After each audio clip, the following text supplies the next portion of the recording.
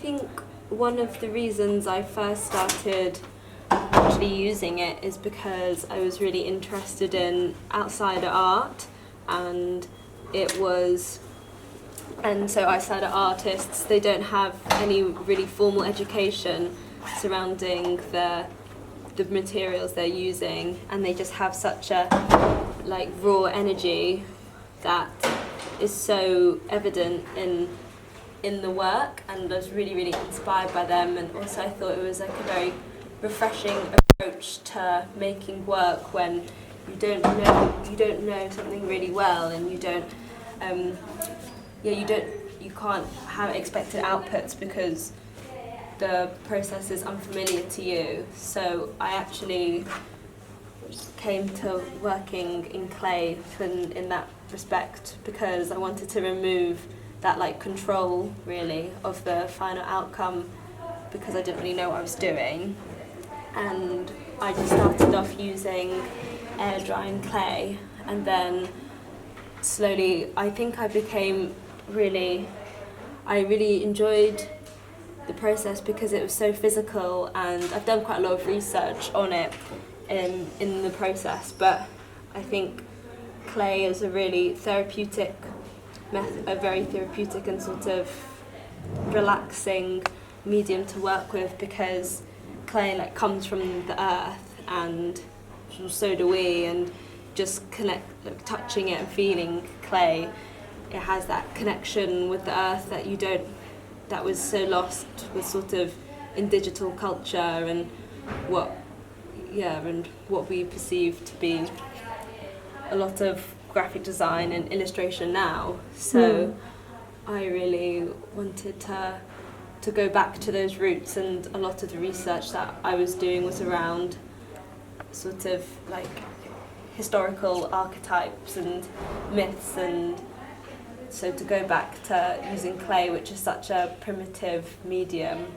I think that was quite important for my research and project at the time. And also I think I wrote quite a lot about how,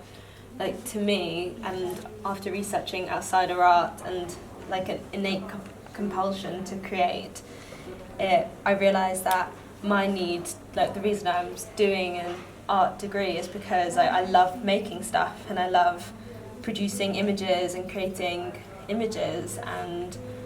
I think that's really enhanced when you're working with clay. And so I just started using it more, and I think there's quite a lot of sort of scientific research about how when you use your fingers, there's so many stimuli in your fingers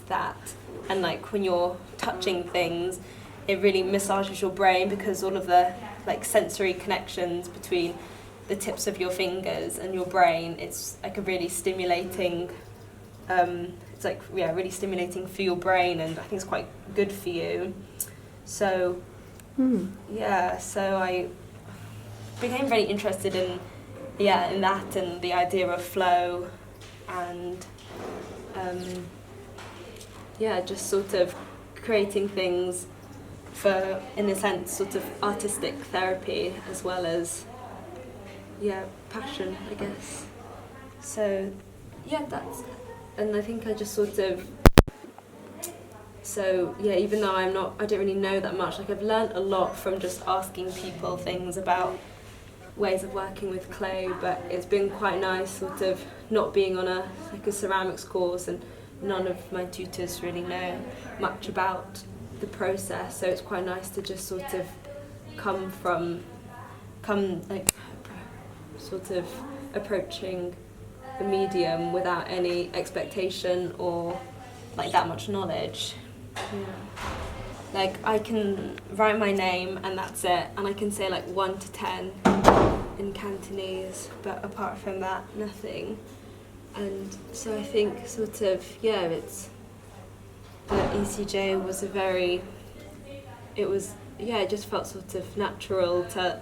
have these questions about cultural identity, and especially sort of in this time where Brexit's happening and all this stuff, and people always going on about like Britishness and what it means to be British and all of that stuff. So I think, yeah, it's sort of been a kind of natural progression, because as well I've always thought of myself as British, but I think just from like reading stuff and just growing up, and you realise that, like other questions around identity, and in particular, cultural identity,